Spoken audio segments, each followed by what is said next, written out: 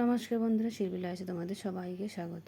এখানে আছে কাঁচা লঙ্কা, শুকনো লঙ্কা, টমেটো কুচি, রসুন, আদা আর আছে গোটা জিরে। আর এদিকে পেঁয়াজটা রেখেছি, পেঁয়াজটাকে কুচি করে কেটে নেব। আর এদিকে আছে মুরগির মাংসটাকে ভালো করে ধুয়ে এর মধ্যে দিয়ে দিয়েছি একটু লেবুর রস। আর লেবুর রসটা দিলে কিন্তু মাংসটা বেশ খেতে ভালো লাগে, আর যে একটা আষ্টে গন্ধ থাকে সেটা কিন্তু আর থাকবে না। এরপর আমি কয়েক মিনিটের জন্য রেখে দেবো। রেখে দিয়ে কড়াইতে তেল দিয়ে একটু আলুটাকে ভেজে নেব। অনেকে কিন্তু 2-1 পিস আলু খেতেও বেশ ভালো লাগে। তারপরে দিয়ে দেবো গোটা জিরে, তেজপাতা দিয়ে পেঁয়াজটাকে দিয়ে একটু ভালো করে আমি ভেজে নেব। ভেজে নিয়ে এর মধ্যে যে মশলাটা আমি করে রেখেছিলাম সেই মশলাটা এবার আমি দিয়ে দেবো। দিয়ে আর একটু ভালো করে নেড়ে চেড়ে দিয়ে দেবো পরিমাণ মতো লবণ, আর দিয়ে দেবো হলুদটা দিয়ে আর একটু ভালো করে আমি নেড়ে নেব। নেড়ে এবার এর মধ্যে দিয়ে দেবো যে টমেটো কেটে রেখেছিলাম সেই টমেটোটা দিয়ে দেবো। দিয়ে আর একটু ভালো করে নেড়ে নেব। আর এইভাবে কিন্তু মাংসটা করলে বেশ খেতে ভালো লাগে, আর কালারটাও কিন্তু দারুণ আসে। এরপর কিন্তু আমার মশলাটা মোটামুটি কষা হয়ে গিয়েছে। এরপর আমি দিয়ে দেবো যে মাংসটা রেখেছিলাম ম্যারিনেট করে, সেই মাংসটা আমি দিয়ে দেবো। দিয়ে আর একটু ভালো করে এভাবে নেড়ে নেব। আর আজ হচ্ছে আমার মেয়ের জন্মদিন, 6ই মার্চ। তো ভিডিওটা দিতে একটু হয়তো লেট হয়ে গেল 2 দিন, কিন্তু কাজের চাপে দিতে পারছিলাম না। এরপর কথা বলতে বলতে আমার মাংসটা কিন্তু কষেও গিয়েছে।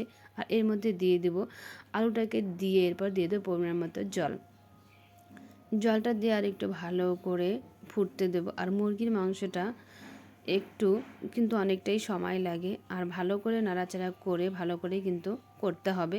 আর বাচ্চারা খাবে সেভাবে কিন্তু অতটা ঝাল দিয়ে মিডিয়াম মতো দিয়েছি। এরপরে দিয়ে দেব গরম মশলাকে দিয়ে আর একটু নেড়ে চেড়ে এর মধ্যে দিয়ে দেব ধনেপাতা কুচি দিয়ে এরপর আমি নামিয়ে নেব। আর তারপরে মেয়ের খাওয়ার জন্য আমি রেডি করেছি। এর মধ্যে রেখেছিলাম একটু ফ্রাই, আলু ভাজা, বেগুন ভাজা, যেটা আর কি 5 রকমের ভাজা হয়। আর রেখেছিলাম চাটনি, মিষ্টি, আর ছিল পায়েস, লুচি, অনেক কিছুই ছিল, সেটা কিন্তু অতটা বলতেও পারছি না। আর ছিল কাতলা কালিয়া। তারপরে মেয়েকে দিয়ে দিয়েছি দুপুরবেলা খেতে এটা। আর রাত্রের জন্য ছিল একটু সাধারণই আইটেম। এর মধ্যে দিয়ে দিলাম, তারপরে দিয়েছিলাম একটু মাছের মাথা। আমার মেয়ে কিন্তু মাছের মাথা খেতে বেশ ভালো লাগে। আর তোমাদের এরকম কার কার মেয়ে বা খেতে ভালো লাগে সেটা কিন্তু অবশ্যই কমেন্ট করে জানিও। আমার মেয়ের সবথেকে ভালো লাগছে হতো ফ্রাই।